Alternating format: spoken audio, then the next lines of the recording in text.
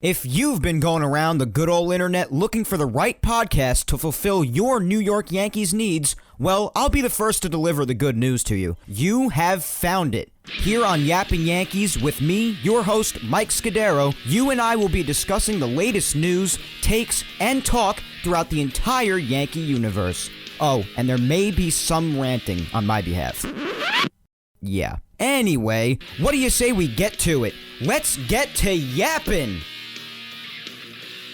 Well, hello there, my fellow Yankee fans, and welcome to episode 173 of the Yapping Yankees podcast, where we yap about the Yanks and nothing but those Yanks.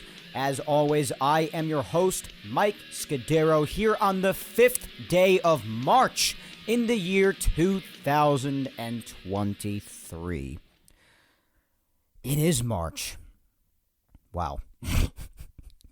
And I look outside my room window as I record right now, 10 minutes from 6 o'clock at night, and the sun is still out. Remember last week when we spoke last and I told you that sun is starting to creep out little by little, later and later, every single passing day. It is the beginning of March now. We're a week away from the clocks going 1 hour back ahead, so it's going to be even more so by the time I talk to you next Sunday on the 12th.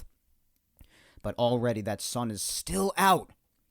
And it's about to hit 6 o'clock. God, I love it. Spring training is continuing on from when it started just the day before we spoke last week. The World Baseball Classic starts in a couple of days. For those of you who might have forgotten, amidst your excitement over spring training, I wouldn't blame you. Especially because not every single baseball fan out there is into the World Baseball Classic. But that starts up in a couple of days. I think the first game is officially on March 8th? It's either the 7th or the 8th. A lot of confusion amongst people. Some say the 7th, but then I saw on some calendar that the first game is on the 8th. The games take place in all different parts of the world, so time changes are different and everything, but that's starting up this week. And also, 25 little days away from the big day, opening day. Can you believe that? 25 days until opening day, when we finally have games back that count. And I can't wait to see the man that John Heyman calls Arson Judge, by the way, playing right field out there for the Giants at Yankee Stadium when the Yankees take him on opening weekend. But that's besides the point. I just can't believe it's already almost opening day. And you know what the crazy thing is? Usually it takes me a little bit more time to get to this point. But I think I'm already at this point where spring training has only been going on for a little bit over a week now. But I think I've already hit that point that all of us baseball fans inevitably and eventually hit while spring training's going on.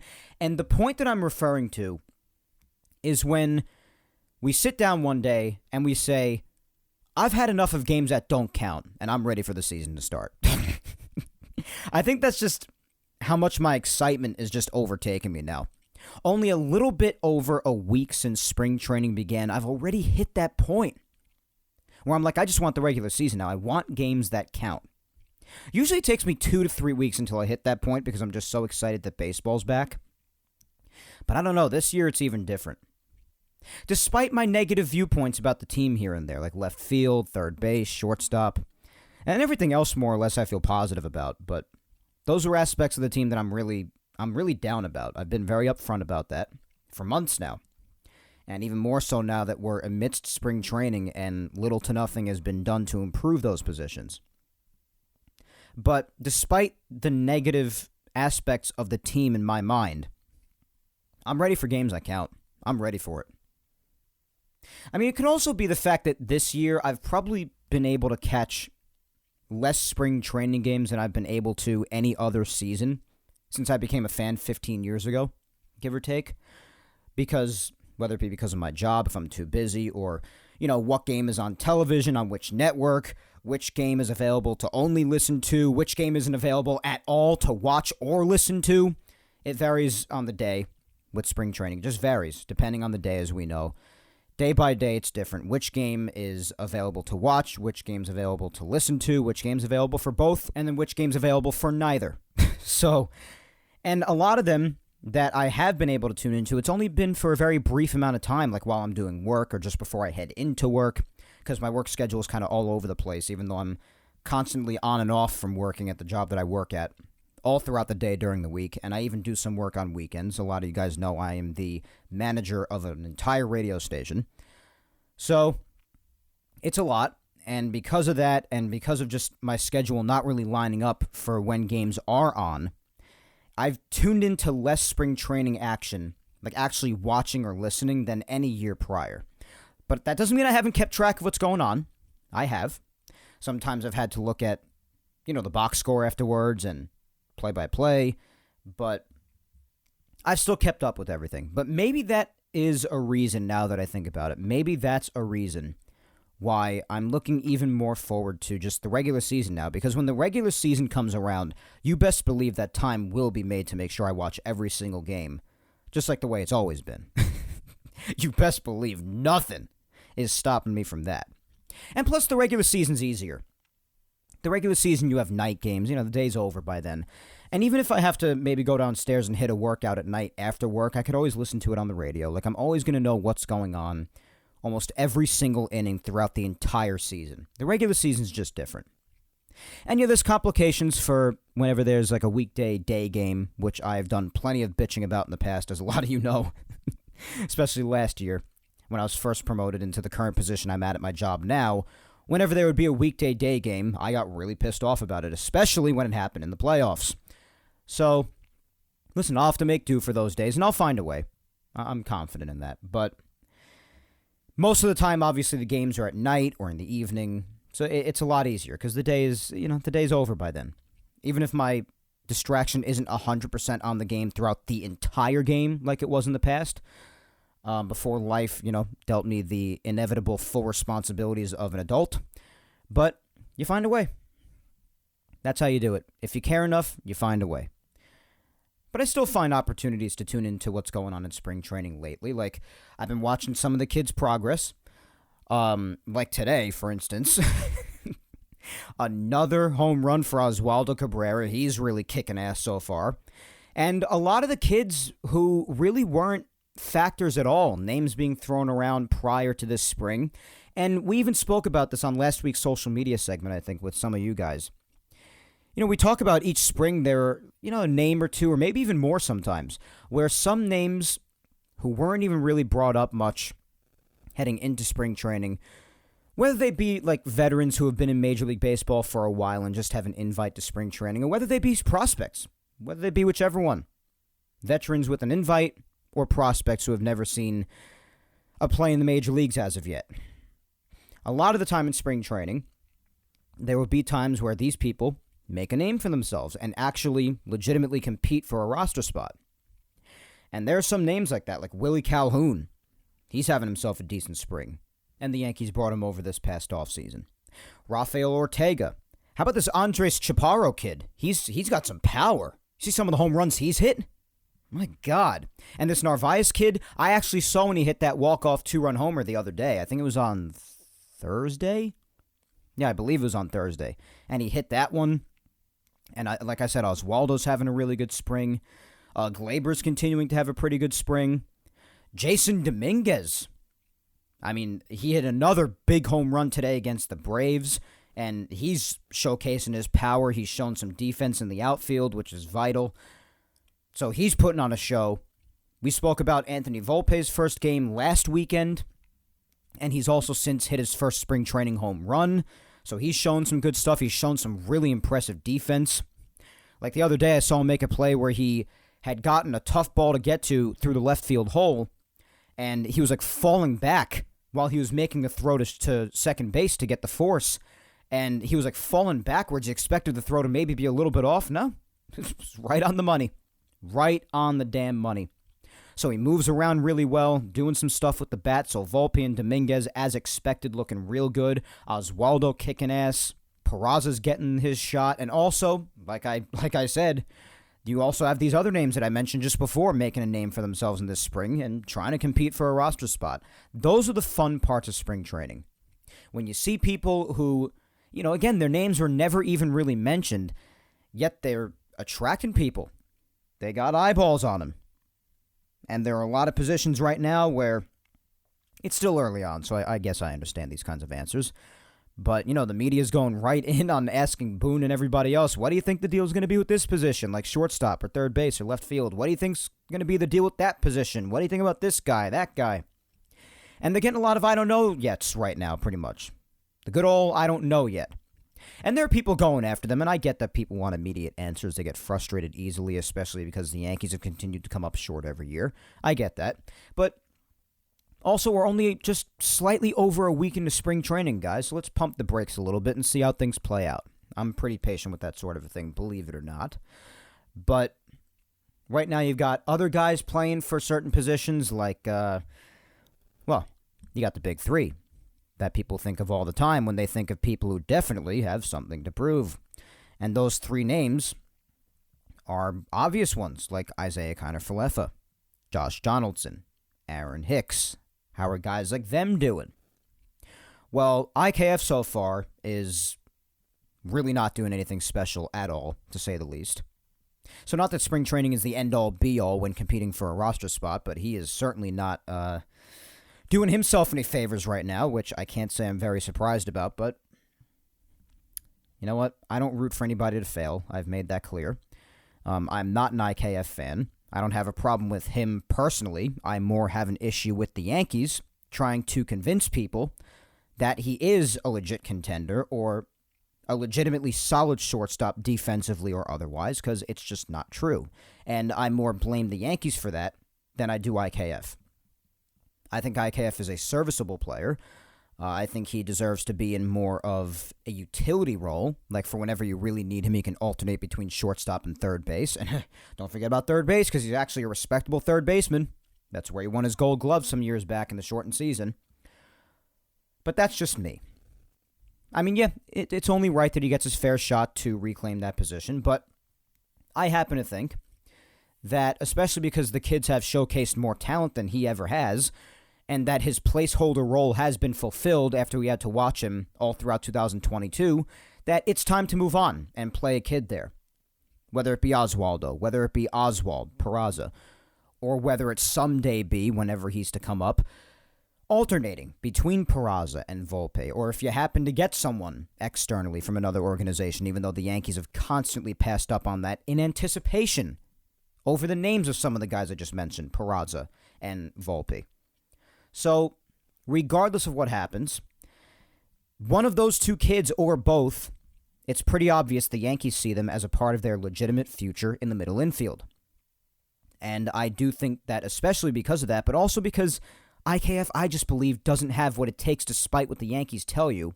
I really think that it's time for one of those kids to really take the mantle of the shortstop and or second base position. I know Gleyber Torres is still at second base. I'm okay with that for the time being. I have said that, but especially shortstop, particularly right now.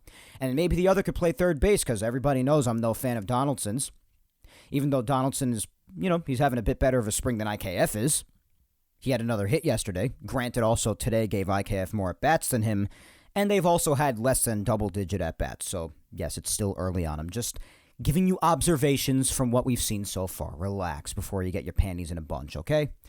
But, listen, these are just my opinions. We'll see how the rest of spring training progresses. I think it's time for others to take the mantle of the left side of the infield. That is my personal opinion. Whether or not spring training and or beyond ends up proving me right, again, when it comes to those two in particularly. When it comes to left field, well, there are a bunch of different things that could happen out there. If they do not intend on having Oswaldo play much of the infield in contrast to the outfield, if they plan on having him play more of the outfield, well, he's making a legitimate case for himself because, like I said before, he's having himself a very nice spring, particularly power-wise. I actually think I just heard a few hours ago a thud on the roof of my house, and I actually went outside to look, and it was a baseball. So I put two and two together and said, well, this must be the ball that Oswaldo Cabrera just hit down in Florida against the Braves, because my God, what a bomb, I tell you. My goodness. The power that this kid is showing in spring training from the left side of the plate so far. Wow. Just wow. And if he continues the versatility in the field and being good at every position in the field at that, I'm just telling you, Oswaldo wants to play every day, man. No matter where it is. In left field, right field, anywhere in the infield, just about, even first base since he got some looks there last year. He wants to play every day. He really does, and kudos to him, and I hope that he earns that. So far, he's earning it, and Lord knows I love the kid. Him walking and running around smiling all the time, and rightfully so, because he's great at what he does.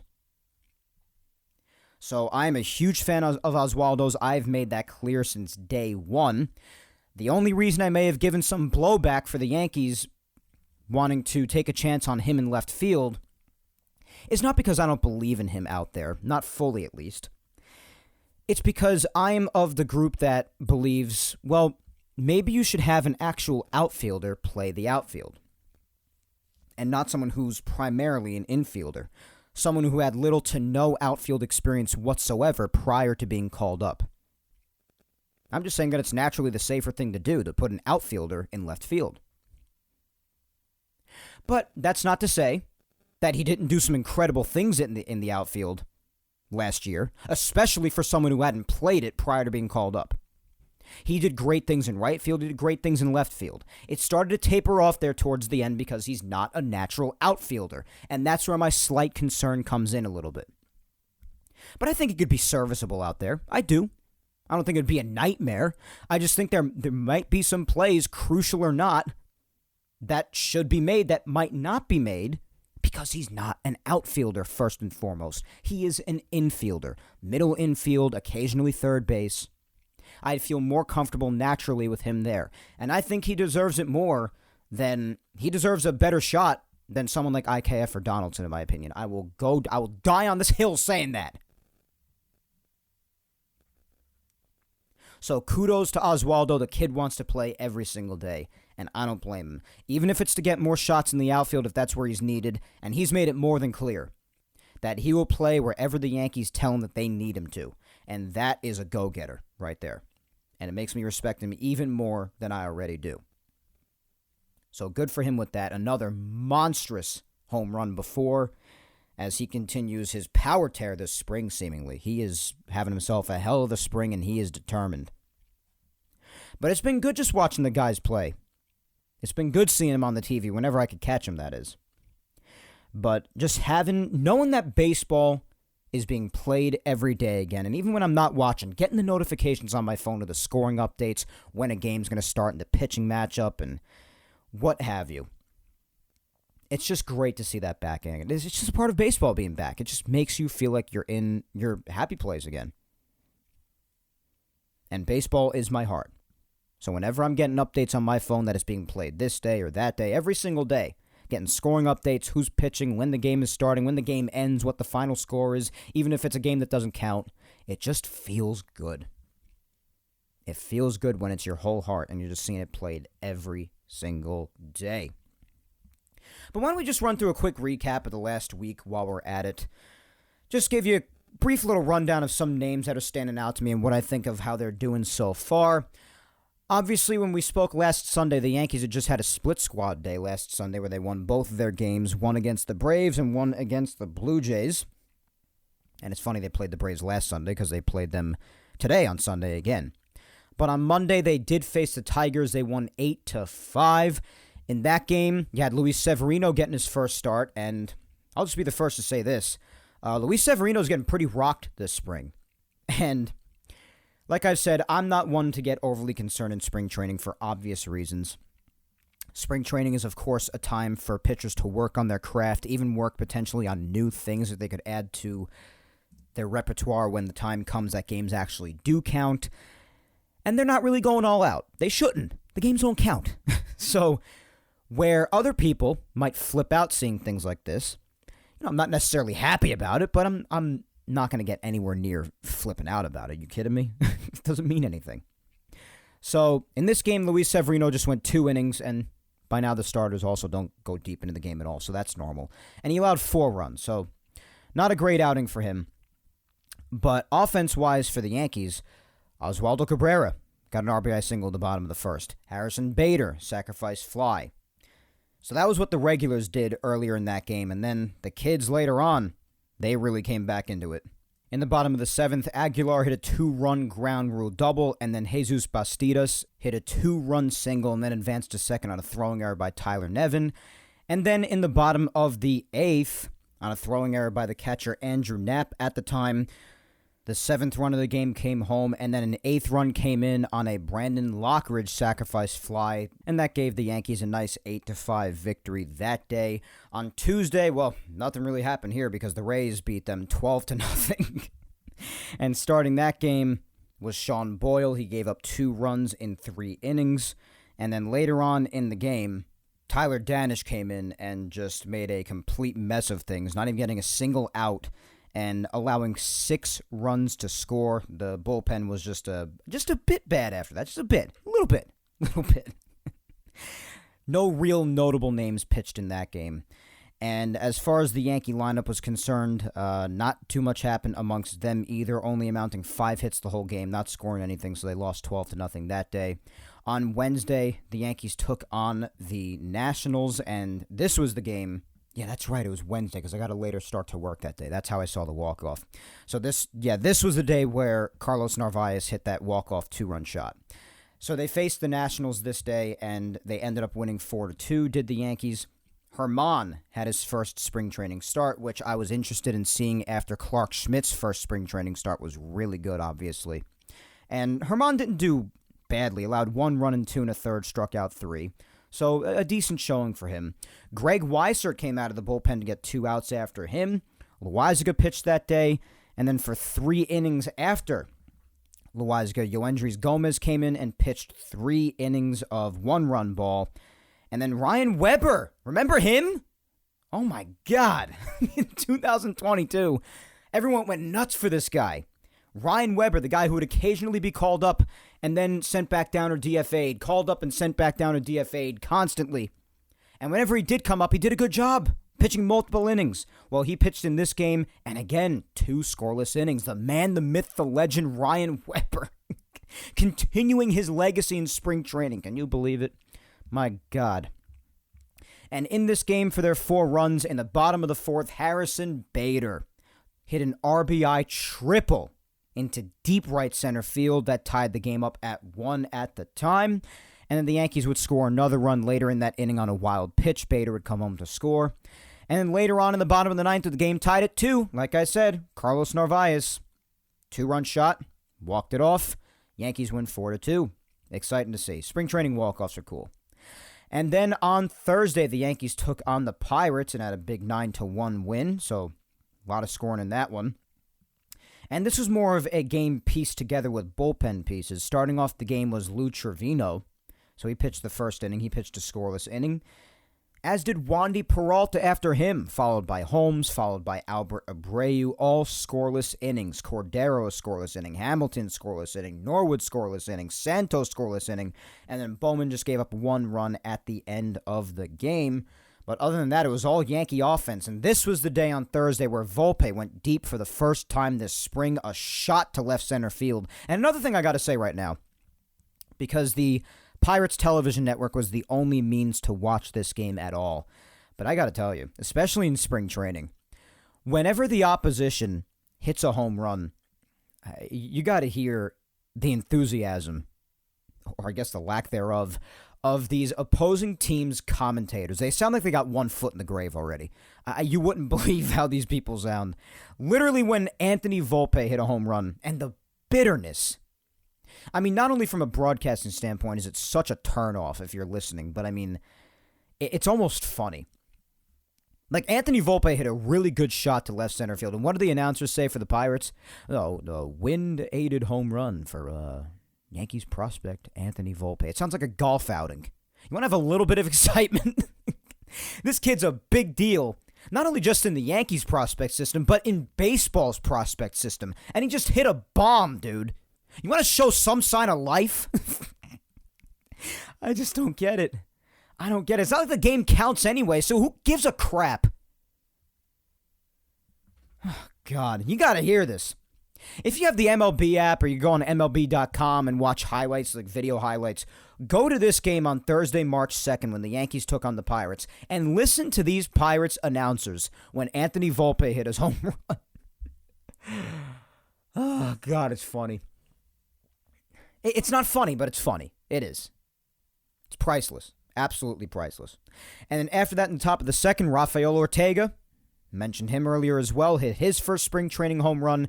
Estevan Florial, not done an unbelievable amount this spring, to say the least so far, but in the top of the fourth, he hit an RBI double as well. And Ortega's home run was a 2-run shot, by the way. And then in the top of the fifth, Ortega again.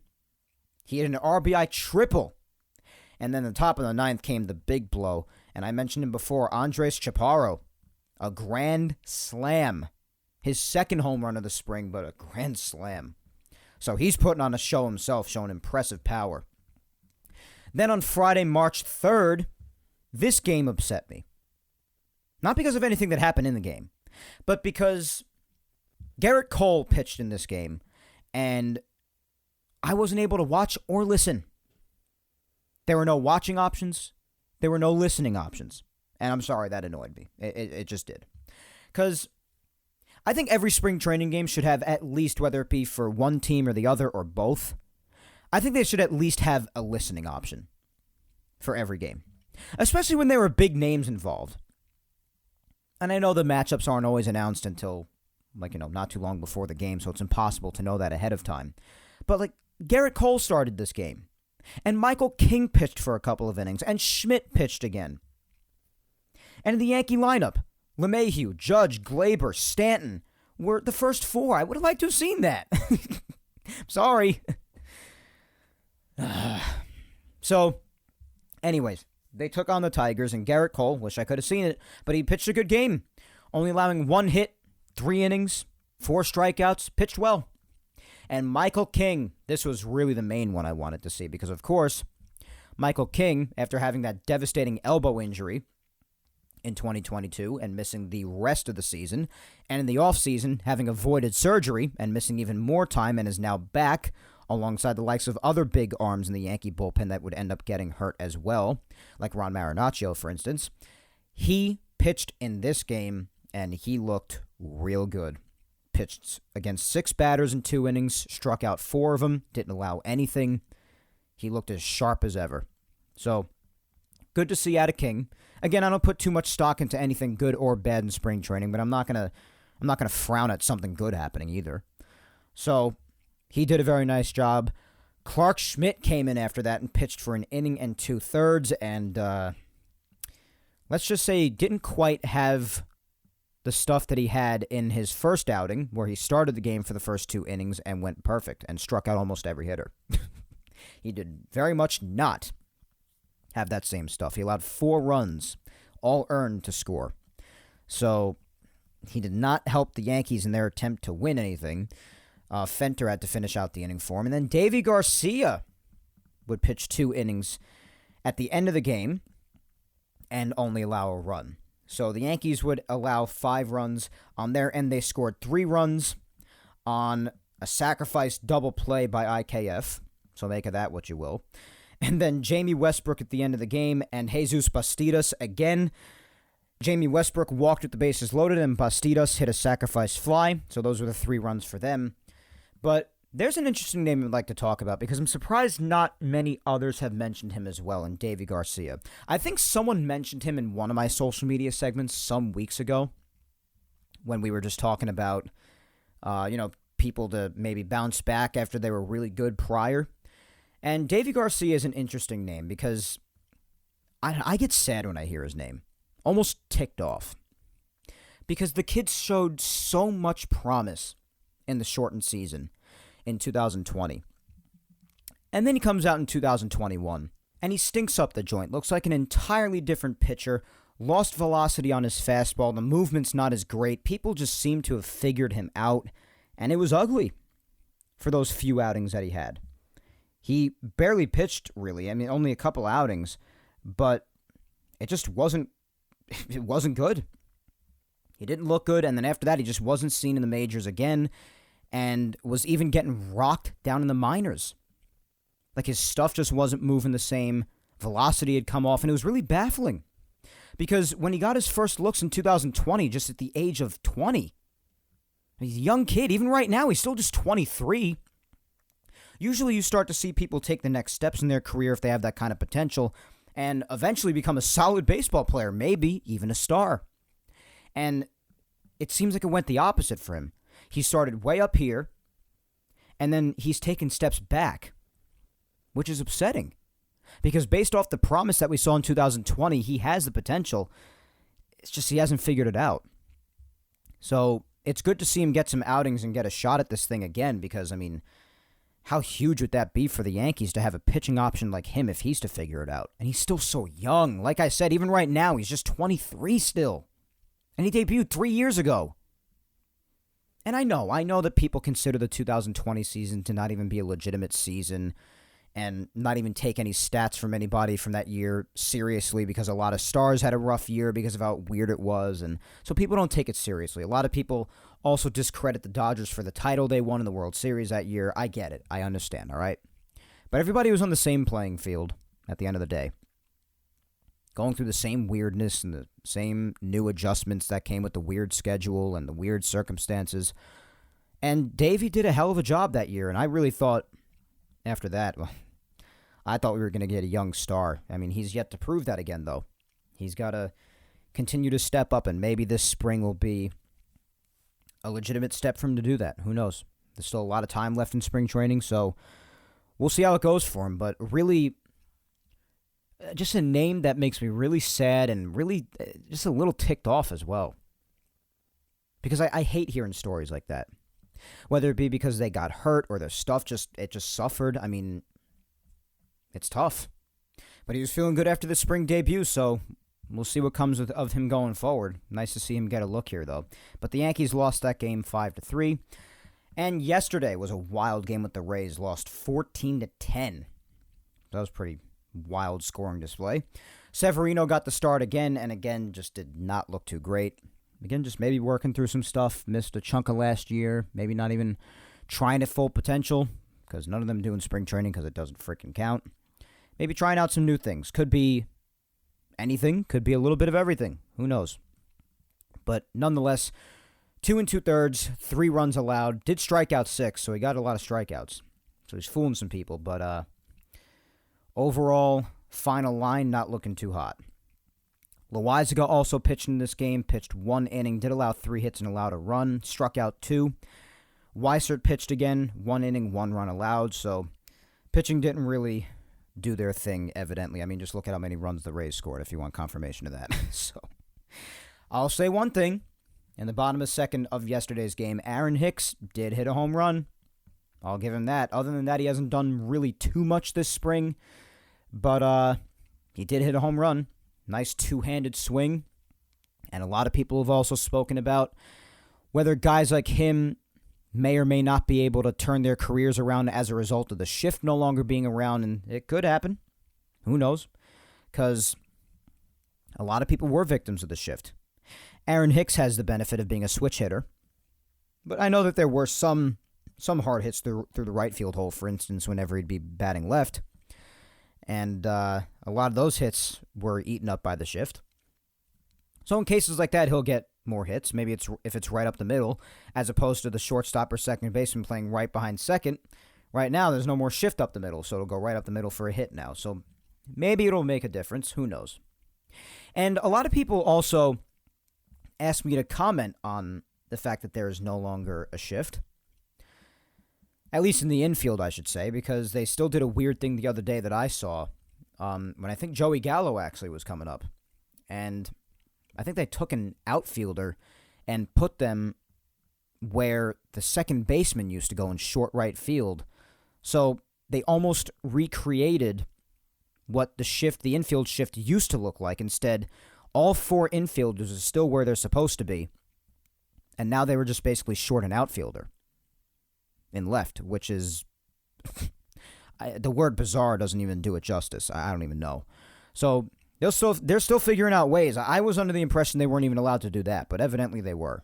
So, but anyways, maybe it will help guys like Aaron Hicks and Joey Gallo and whatnot, as long as they don't do those other ideas like they did to Gallo. God almighty. But my thoughts on the shift pretty much not being around anymore. Listen, I understand people thinking that it's lame to take strategy away from the game. I'd be a hypocrite if I felt otherwise, because I did say that strategy could suffer with this new pitch clock, for instance. So if I said that doesn't matter to me with the shift being gone, then I'd be a hypocrite. But not only that, I do understand, definitely, people saying that forcing players to not shift anymore instead of just having the players learn and adjust to hit the other way, for instance, is lame. I understand that fully. But in the same breath, let's also have enough common sense and objectivity to realize how much the shift has hurt offense in baseball for a long time now.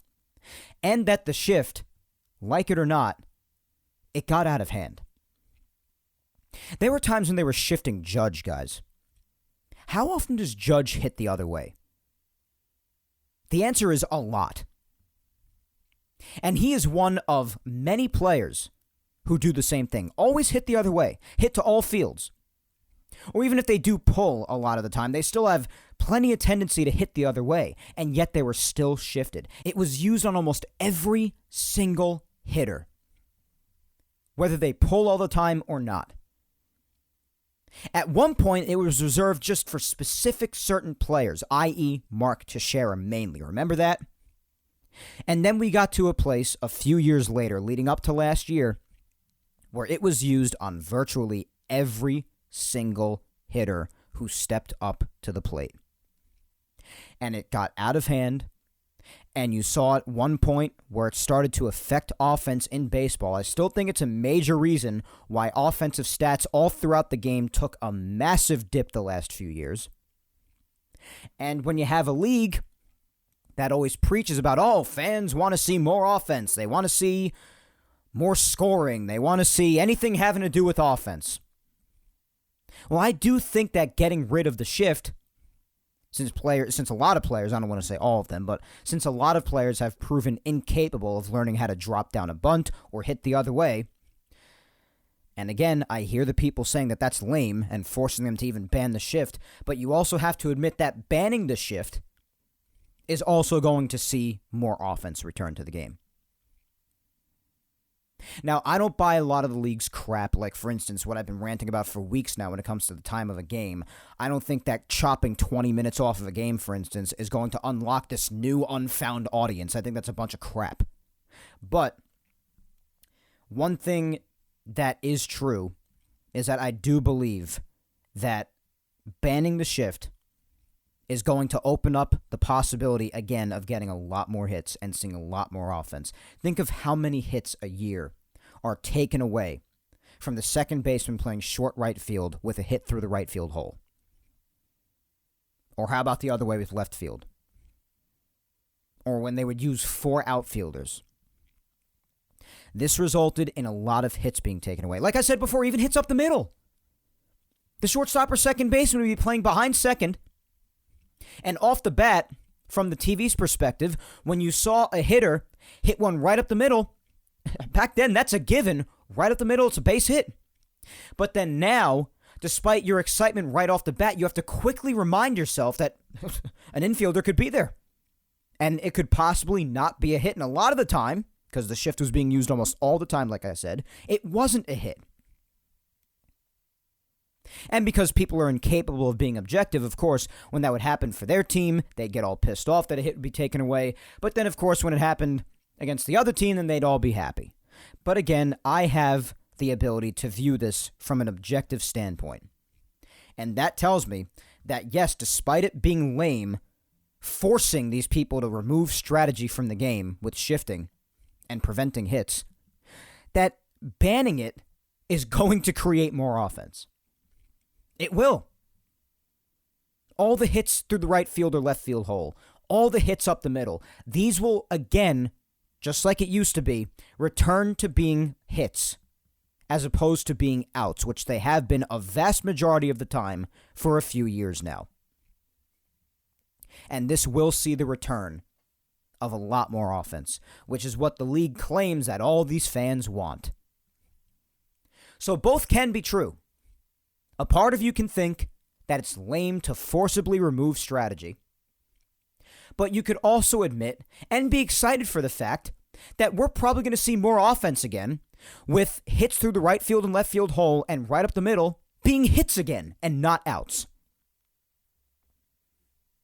Because one thing is true, undisputably, and that is the fact that offense has vastly decreased throughout all of Major League Baseball the last few years. And is the shift a part of that? It probably is. I'd be shocked if it isn't. So we'll see how much of a difference it does make this year now that it's gone. I do think it'll make a difference.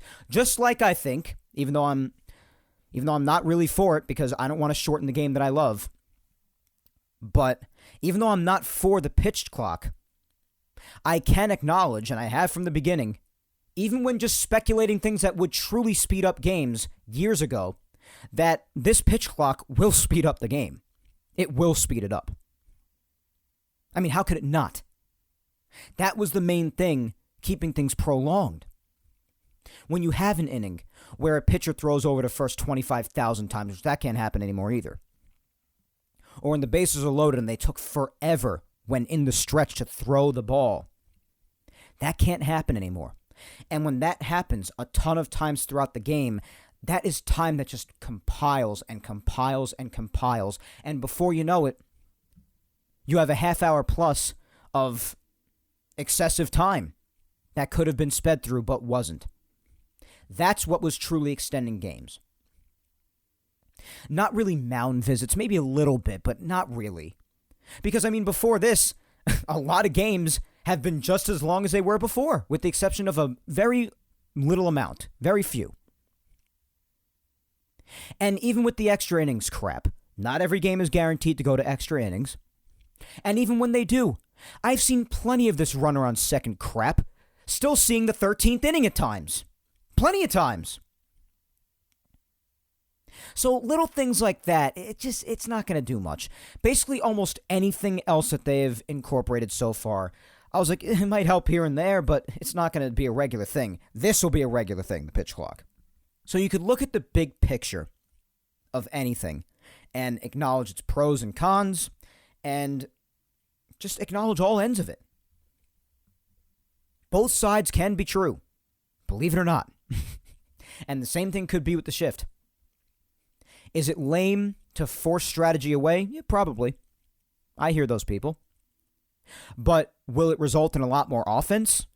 And will that also get people excited, including myself, admittedly so? Yeah, it will. And I'm excited for that. Again, both can be true. That is a lesson of life, guys. That in a lot of situations, even just outside of baseball or all of sports, more than one point of view on any given subject can be true. I'm turning into Philosopher Mike again. Ready? Both can be true. Tell your parents, tell your kids, tell your grandkids. You heard it here first. Anyways, and today's game, I already briefly mentioned it before, but they did play the Braves again today, as they did last Sunday as part of their split squad last week.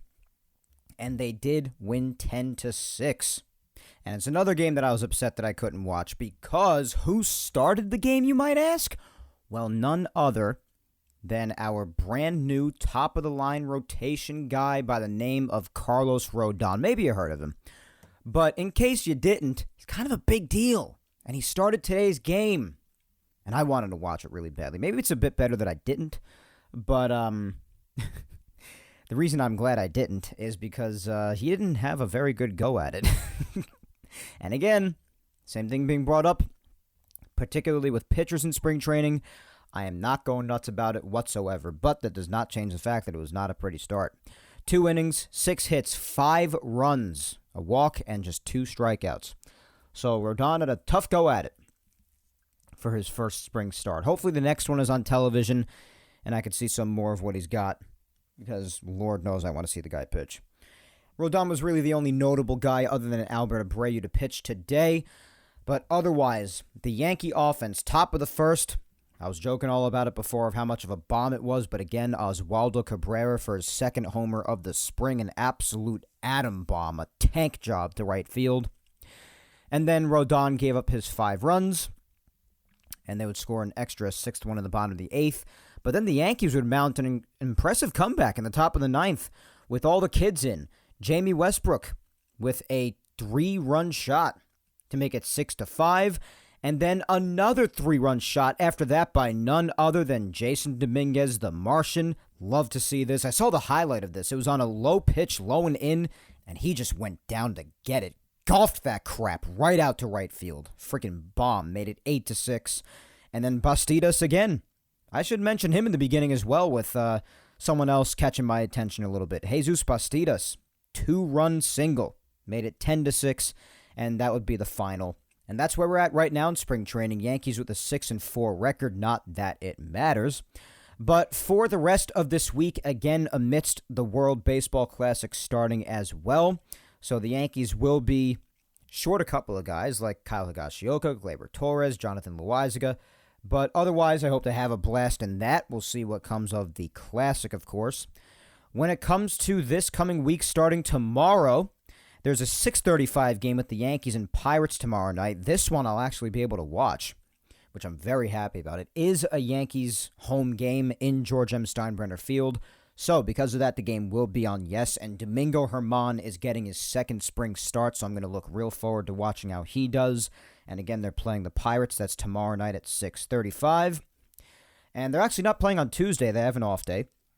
Wednesday, they have another home game against the Cardinals at 1:05. And it says that this will be on TV as well. So if I happen to be home at any point in the afternoon that day on Wednesday, then I'm probably going to tune into that one as well, especially since it's on Yes. Thursday, March the 9th, says this one will be on Yes too. Another game at George M. Steinbrenner Field. Yankees will be taking on the Red Sox at 1:05 Thursday.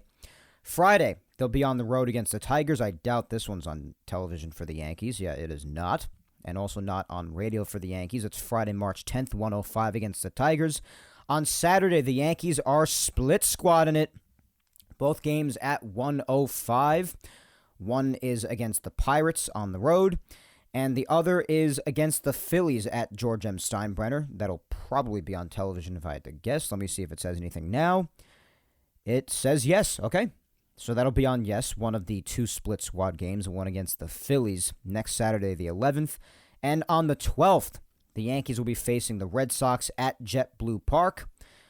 It'll be on television and radio for the Red Sox. Maybe I'll be able to get a hold of that somehow as well. And that's at 1:05 for the next time we talk. So those are the lineup of games. Again, not that they count or mean anything or hold any value, but just so you know which games are on television and you can tune into, and just in general, what the Yankees are doing for the next week games-wise. And we shall see. It's going to be really interesting. And again, the World Baseball Classic starting this week. I'm pretty sure you'll start to see games for those on Wednesday the 8th, so I'm going to be looking forward to that. Can't wait to see how that goes. It'd be awesome if the U.S. won again, like they did during the last Classic. But we shall see. Other than that, guys, really only one more thing to hammer out, since there really wasn't much Yankees news this week at all, aside from just enjoying some baseball, being back on our TVs, and evaluating how certain guys are doing so far. That's really the main objective for this week so far, in the first full week having gone by of spring training. The only thing left to do for today is the social media segment, and I'm doing something that I haven't done in a while now. I'm doing a Q&A with you guys. You guys ask, I answer. Just like spring training continues to progress, let us continue to progress on this show. First up in the Q&A for this week is at JaviN114, and he asks, who's the opening day shortstop? Well, I do see a lot of people out there, especially after how well he's been doing, I can't really blame them, saying Anthony Volpe. They want him to be on the opening day roster at some capacity. I'm just telling you right now, it's not going to happen, because he doesn't have enough experience at AAA yet, and I'm just telling you the mentality of the Yankees and what it most likely is. Just based off what has been happening with Anthony Volpe's minor league career so far. You're not going to see him on the opening day roster. They probably want him to develop a little bit more down in the minors. And while he does that, I personally am hoping that it is a switch between both Oswald Peraza and Oswaldo Cabrera whenever they might need him to play a certain position. They're probably going to be shifting Cabrera all around because I imagine, Anybody with common sense would want to do this, but I imagine they're going to want him in the lineup as much as possible, and that they're going to need certain positions filled by him at some points, whether it be via injury, via a day off for somebody, and because of his versatility, he can make that happen. But I do want it to be alternated between Oswald Peraza and Oswaldo Cabrera in a perfect world. I would like, in a perfect world, but again, a lot of things prevent this from happening because of the infield logjam. You have Gleyber, you have Peraza, you have Cabrera, you have IKF, you have DJ, you have Donaldson. That's everybody you've got for just 3 positions. That's the kind of logjam we're talking about. And because of the Yankees' likely reluctance to sit someone like Donaldson because of the money he's making, unless he eventually just ends up being so bad yet again that they have no choice but to give up on him.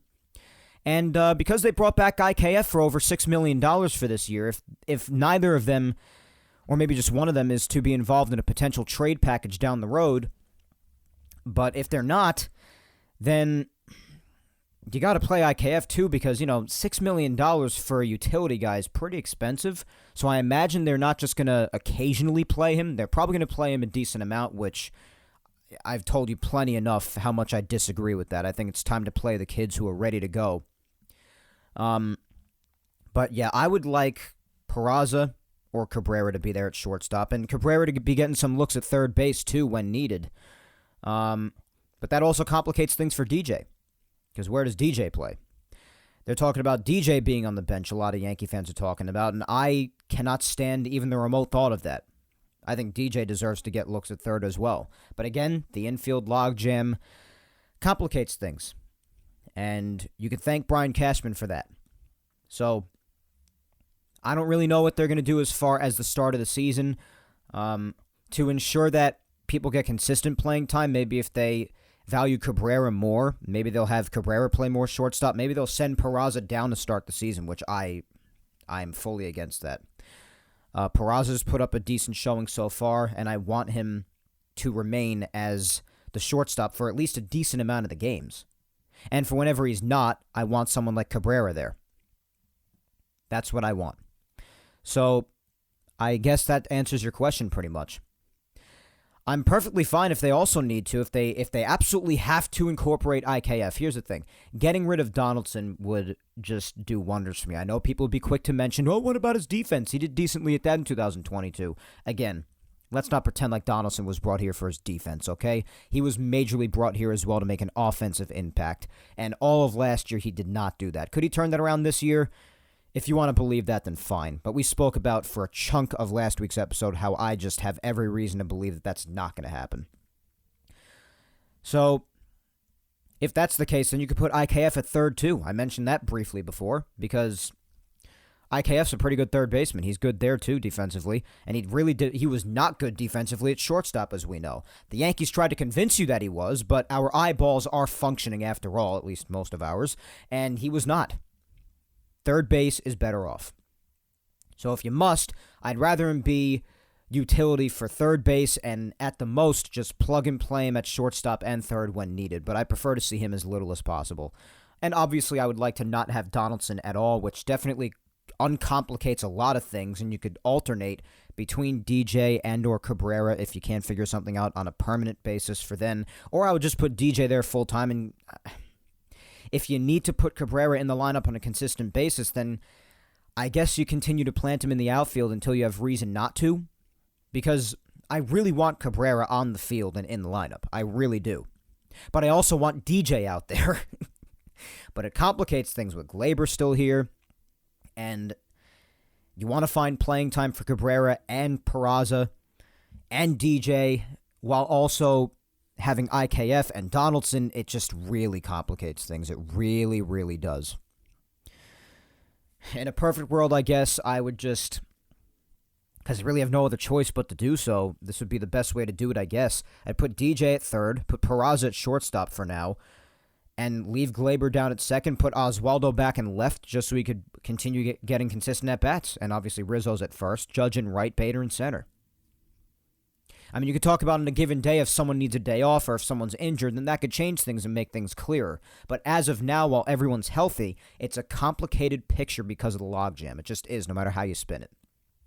So, that long, exasperated answer, I hope, answers your question, Javi. Thank you for the question. Up next, we've got Rebecca at Peace Now for Life, and she asks, what has been your biggest surprise/disappointment so far in spring training? What are you looking forward to seeing until the season starts? Well, first and foremost, like everybody says, the first thing first and foremost in spring training has to be that everybody remains healthy. That has to be the first thing. Other than that, I guess exactly what I said last week when I said what I was looking most forward to. I was really looking forward to just seeing the kids play, and so far, it has really been eye-opening for a lot of guys whose names really weren't even mentioned heading into spring training, and also seeing guys who we did expect to do a good job, like Dominguez and Volpe, really showcase their skills for everybody, even if it's in exhibition games. But it's still been really exciting to watch with how much they've done. It really has been. So the kids are a big thing. I'd like to see how Rodon continues to do. And, obviously bounce back from that start today. Again, I'm not upset about it at all. Believe it or not, there are some out there who I'm sure are just like, oh my God, what a bum, what a bust, a terrible signing. I'm sure there are those people out there. Because there always are. They are inevitable. But I do want to see how he does. I want to continue to see how some of the bullpen pieces do. I want to see by the end of the spring who has an edge between Herman and Schmidt for a potential fifth spot in the rotation as well. And by the end, I just want to see if there's a clearer picture as to who deserves to play where and how often when it comes to shortstop and third base in particular, and also in left field. They're also going to be trying Judge out in left field officially in the next few days, I believe. We'll see how that goes. If they could get him to play left field and then maybe have Stanton in the outfield more in right field, if that has them feeling more comfortable. If he's playing a position that he's most familiar with throughout his career as opposed to left field, put him in right field and Judge learns left, I guess. I don't know. I just think it would be fine to put Stanton in left for the time being. But hey, listen, if Judge has no problem with it and he can learn it very well, quickly, efficiently, then I guess give the left field thing a shot. It just annoys me how the occasional spots on the roster it's just bad roster construction is forcing people to play in positions that are not their primary ones, and it's forcing things to just get all messy. It's just annoying. It really is.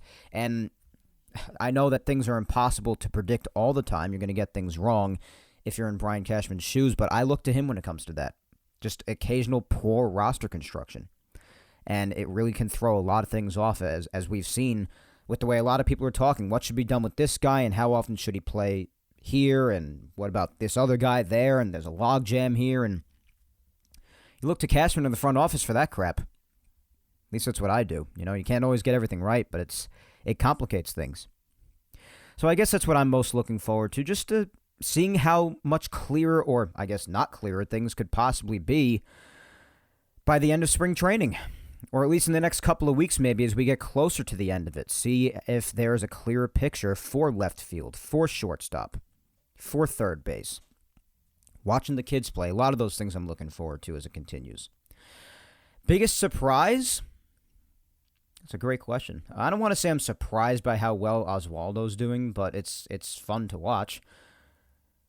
I guess I'm not necessarily surprised at these things. I guess I'm just more happy to see how well Volpe and Dominguez are also doing. I guess a surprise would be a lot of the names that were not even mentioned coming into this, maybe even guys who just had invites or they were just prospects that nobody really spoke about as much yet. But guys like Ortega, Calhoun, Chaparro, Narvaez, these guys have been fun to watch.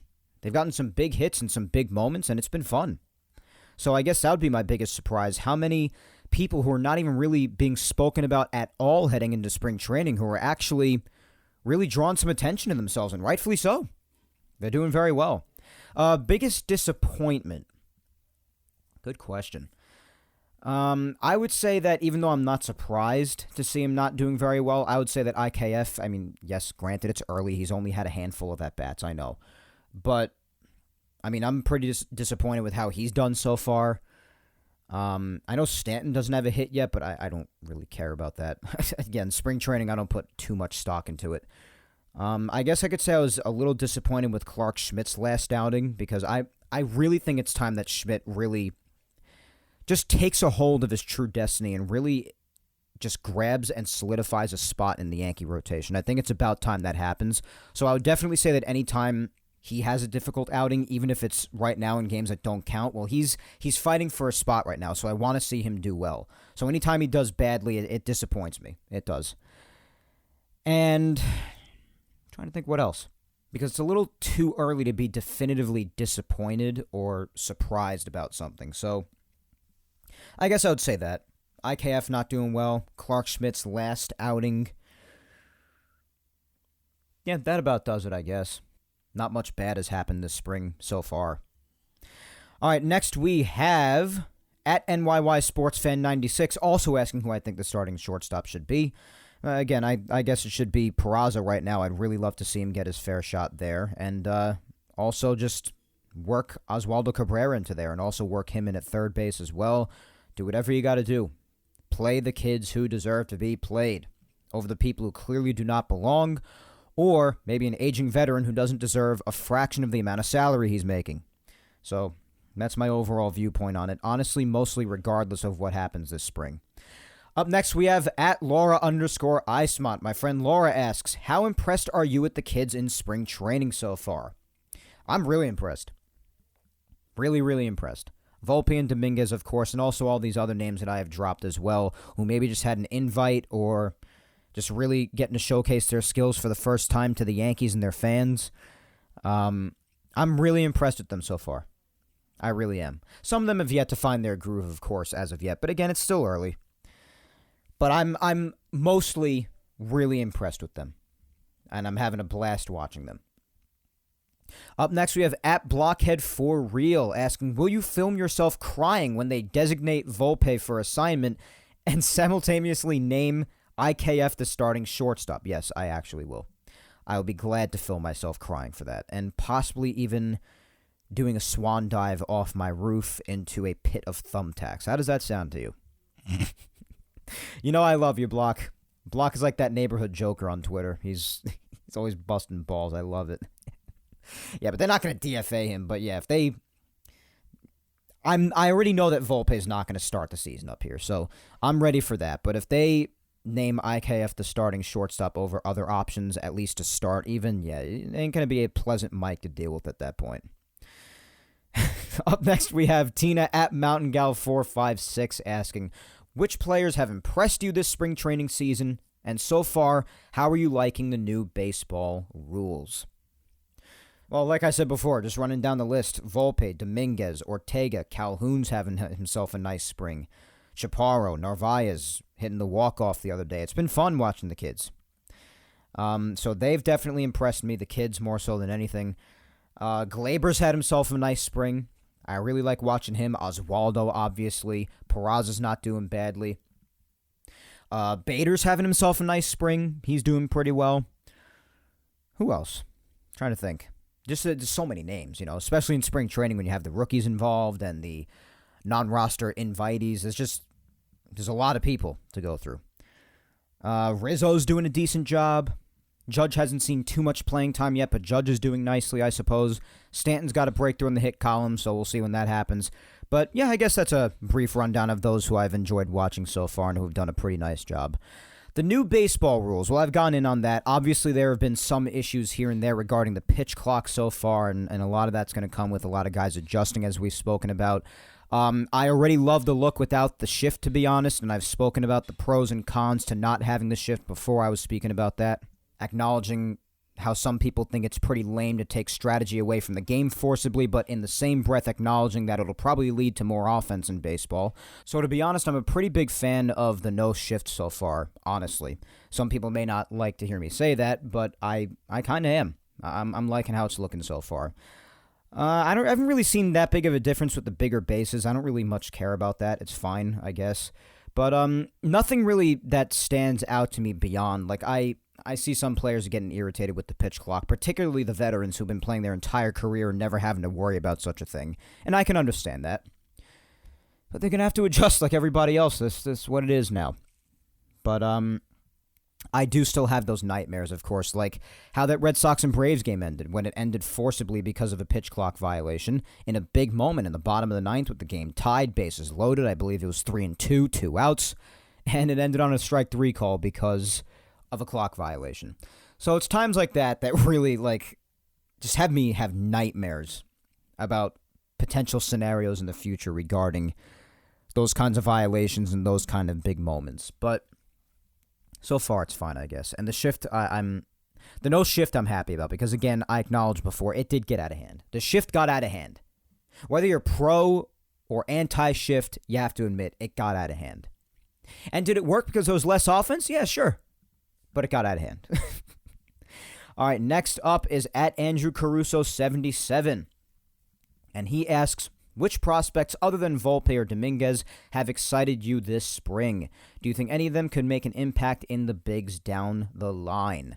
Well, I have dropped all the names throughout this episode, but a couple of names that have really stood out to me rookie-wise, or just prospect-wise, rather. A couple of them have really been Narvaez. I really liked that walk-off the other day. I know it's just one thing, but it's good promise. I like how he's looked so far. And Andres Chaparro, I mean, this kid has impressive power. And I'm going to be totally honest, I had barely ever even heard of him prior to this spring. And he's pretty impressive to me. I like his swing a lot. And if these kids could just continue this throughout this spring, who knows? Maybe they could eventually be considered down the line. I mean, I'd like to see that happen. Those are a couple of names in particular, prospect-wise, who have caught my attention this spring. Narvaez and especially Chaparro. He has really impressed me with his power. So I guess if I had to name a couple of them at least, then that would be it, Andrew, because they have looked pretty good, especially Chaparro. He's looked really, really good. Next up, we got my buddy Spencer at Musician DMD, and he asks actually two questions. First one, this is the 50th anniversary of the scandalous news when Yankee pitchers Mike Kekich and Fritz Peterson swapped wives and families in 1973 during spring training. How should the Yankees commemorate this event? Oh my God. That's right. Oh my God. It's 50 years. Holy crap. I remember hearing about that a few years ago, and I was like, what the hell? I still don't understand it, but hey, listen, maybe they could commemorate it by some of the guys taking pictures with some of the other guys' wives. I don't know. They would never do anything like that, and I don't encourage them to do anything like that. But commemorate. That would be an interesting event to commemorate. And the second question... That's funny. The second question... The Mandalorian previously brought back Luke Skywalker. Star Wars question, I guess. Okay. Which character from Star Wars past would you like to see? Myself, Han Solo, as played by Alden, and you'll have to forgive me, Spencer, but I forget how to pronounce that actor's last name, which I really liked. Your thoughts on Solo, and would you like to see more of that character if you like him? Could he be incorporated into the far, far away Mandalaxy? So a Star Wars question on Yapping Yankees. Very nice, Spence. First off, I was pretty indifferent towards Solo, to be honest. There were things I liked about it, and a lot of things I didn't like. So I guess I'm sort of indifferent. So whether he could be incorporated, I don't really know. I don't really care, to be honest. I don't let Han Solo and them have their own time. You know what? There's time for storytelling with Mando and other characters. But another character brought back, I don't really know. Upon just thinking about it, I didn't have time to think about this. I guess because of your like of Solo, I guess I'll stick to that movie and say I'd like to see, what's her face? I don't even remember the character's name. I saw Solo such a long time ago. I have to watch it to refresh my memory. But I'd like to see the female love interest return at some capacity in Star Wars, especially because she was in cahoots with Maul, which is really interesting. So I'd like to see that, I guess. That was a cool aspect of it. I love how Darth Maul was incorporated into it. I'm a big Maul fan, so I guess I'll give you that much. All right, let's finish up with our usual final two, heading up to an hour and 10 on here. We'll finish off with the usual final two here on Yapping Yankees for this Q&A, I suppose. First up is my girlfriend, Vic Salimo, and she asks, do you think that the Yankees will designate a closer? And if so, who would you choose? We've spoken about this a few times before on the show. I actually do not think that the Yankees will designate a specific closer. I think that they view a lot of their top arms in the bullpen as people who could close games as needed. I mean, they've really expressed that a lot in recent years, that that's how they view their bullpen and that they don't even really need a definitive closer.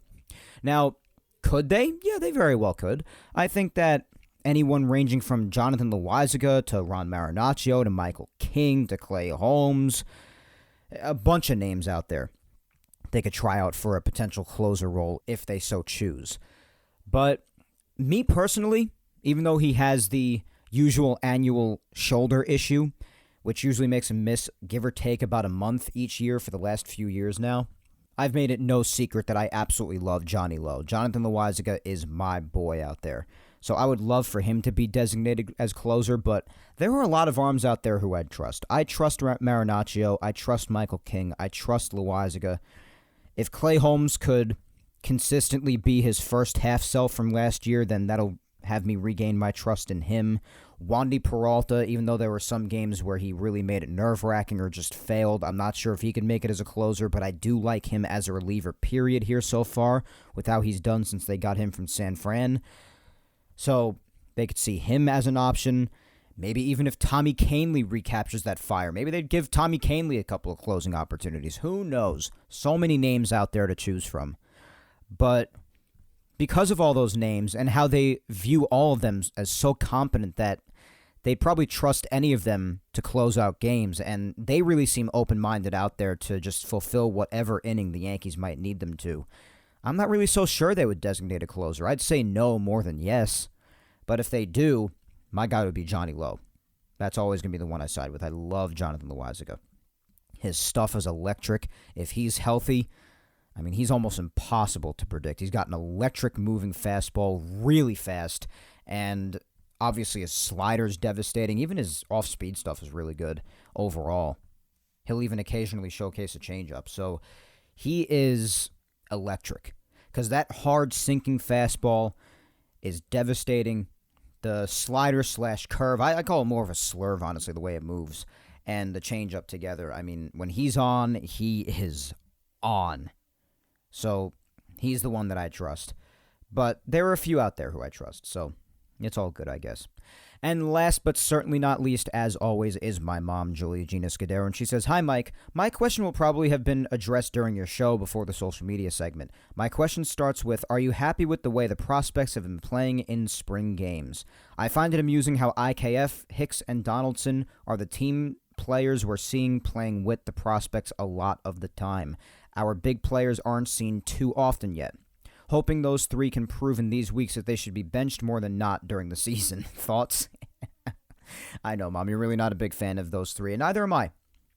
I'm going to root for people to do well because it helps the team, but I will not be surprised if I'm proven right again either, which I'd rather be proven wrong than right because I want everyone to do well in the team so the team can do well. I'm a Yankee fan at the end of the day, and I know you are too, but I know people just can't stand them, and rightfully so because they shouldn't be out there.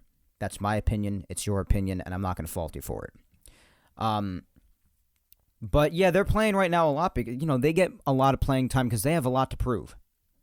Usually the big guys like Judge and Stanton and Rizzo, guys, who are going to be out there, and you know that. They don't need as much time to warm up as, guys who have something to prove do or are fighting for a roster spot, or the prospects. They're going to play a lot more as they should. So the three of them are definitely fighting for spots on this team. They should be getting a lot of chances so we can have a clearer picture of things by the time the spring comes to an end. So that's mostly why that happens. But we'll see how they end up doing. I don't have faith in any of the three of them. At least Hicks has a home run, and he has had hits like up the middle or towards the hole where now they're hits as opposed to before where maybe the shift took some away, hence the discussion happening, even on Yes with Michael K., asking if the shift being banned could actually help certain guys who have struggled the last few years, i.e. Aaron Hicks. Who knows? Who knows if it will or won't? But they got something to prove. All three of them. Not happy with how IKF has done. Donaldson's done okay so far, I suppose. And Hicks of the three has probably done the best. But again, we're at the very beginning. We'll see what happens as it progresses. But You also did mention the prospects, and yes, I'm very happy with how they're playing. I'm very happy with how those who had an invite to spring training, the vast majority of them, I'm happy with how they're playing. I'm happy with the prospects, of course. Most especially Volpe and Dominguez, Narvaez and Chaparro have made things fun as well.